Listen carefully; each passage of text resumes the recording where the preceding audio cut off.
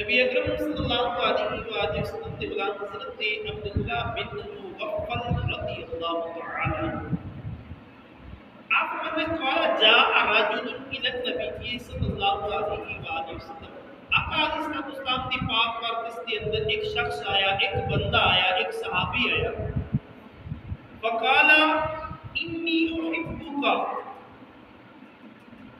عرض کرنے لگا یا رسول اللہ میں تہاڈے نال محبت رکھنا، یا رسول اللہ میں تہاڈے نال محبت کرنا۔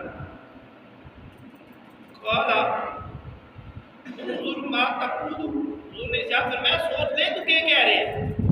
میرے نبی نے ارشاد فرمایا کہ تو سوچ لے کہ دعویٰ کس چیز کا کرنے لگا ہے، سوچ لے، دیکھ لے۔ قال انظر ما تقول، تو ذرا غور و فکر کر لے تو گل کیا نہیں کر رہے ہیں۔ وقال واللہ انی لا احبک ثلاثا، پھر انہیں آکھیا کہ مینوں اللہ دی قسم ہے میں تہاڈے نال محبت کرنا، ایک گل انہیں 3 مرتبہ دہرائی۔ اس شخص نے اس گل نو 3 مرتبہ دہرایا، ثلاثا 3 مرتبہ مرات۔ قال ان كنت صادقا فعند بالفقر اجفافا للفقر اسرع الى من يحبوني من السبيل الى منتهى، رواه الترمذی۔ جدو انہیں 3 باری آکھیا کہ اللہ دی قسم میں تہاڈے نال محبت کرنا، کہ حضور نے ارشاد فرمایا اگر تو سچا ہے تو پھر فقیری کٹن واسطے تیار ہو جا، اگر تو اس چیز کے اندر سچا ہے تو پھر فقیری کٹن واسطے تیار ہو جا۔ یقیناً فقیری میرے نال محبت رکھن والے دی طرف تیز دوڑ دیے، بامقابلہ سلاب دے کہ اپنی انتہا دی طرف ہے۔ حدیث السلام نے غلام حضور کا کلمہ پڑھنے والے اس حدیث مبارکہ کے اندر یہ چیزیں ہر صحابی ہر کلمہ کو حضور کے نال محبت کرتا ہے، جنہیں بھی لا الہ الا اللہ محمد رسول اللہ صلی اللہ علیہ وآلہ وسلم پڑھتا ہے، ہر بندہ ہر مومن حضور کے نال محبت رکھتا ہے، کیونکہ مومن بڑھنا ہی اس وقت ہے جب حضور کے نال محبت رکھے گا۔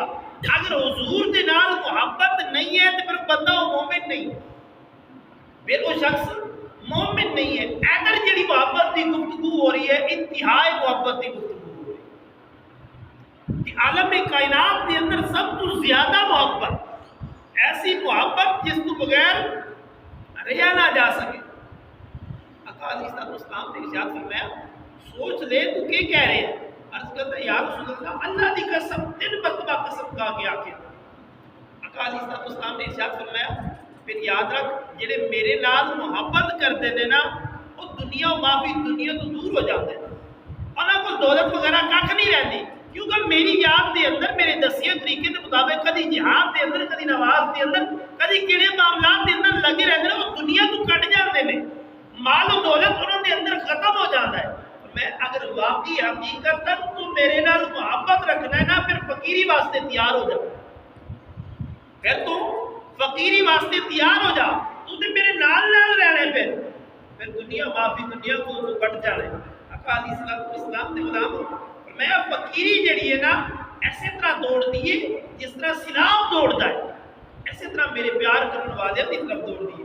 آقا علیہ السلام نے غلام صحابہ دے اندر صحابہ مالدار بھی سن، اللہ تبارک و تعالیٰ نے دیتا ہے انہوں کو بہت کچھ بھی سی، لیکن جس طرح میں پہلے عرض کرنا کہ اللہ تبارک و تعالیٰ نے انہوں نے دیتا سی لیکن وہ دین دے اندر بہت ہی زیادہ خرچ کرتے سن۔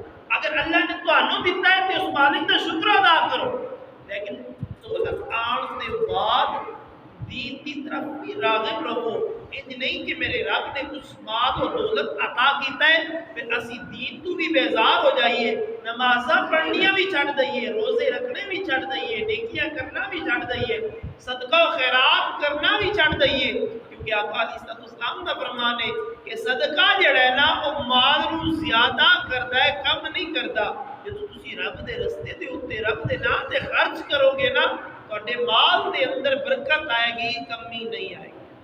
بعد یازا آقا علیہ السلام نے غلام ہو اس حدیث مبارکہ کا سانو سبق یہی بھی دیا کہ اگر اسی حضور دے نال اتحادی محبت کریں گے نا پھر اسی دنیا تو زیادہ آخرت دے بارے سوچا، دنیاوی معاملات دے اندر گم رہن تو زیادہ اسی اپنی آخرت دے بارے سوچاں گے.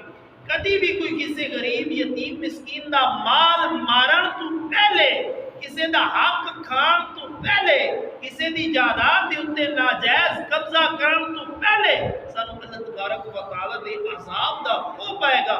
یار میں اس طرح کر دیتا، اے جڑا دنیا دے اوتے زمین دے اوتے میں کم کر رہا، اے زمین دے اندر میرے نال کے بنائے گا، میرے نال کے معاملات ہون گے.